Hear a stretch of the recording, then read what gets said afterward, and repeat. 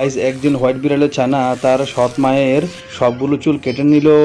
তারপরে সে সেই চুলগুলো দিয়ে একজোড়া সুন্দর জুতা তৈরি করলো এবং সে সেই জুতাগুলো একটি বাক্সে ভরে সে মার্কেটে নিয়ে গেল।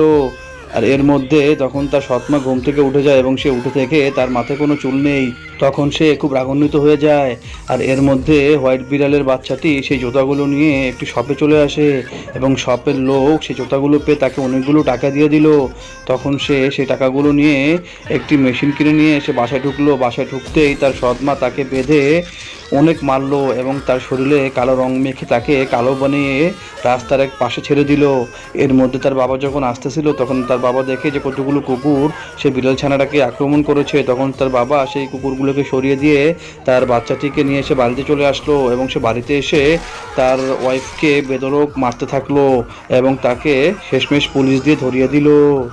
গাইস, ভিডিওটি যদি ভালো লেগে থাকে অবশ্যই চ্যানেলটি সাবস্ক্রাইব করে লাইক কমেন্ট শেয়ার করবেন।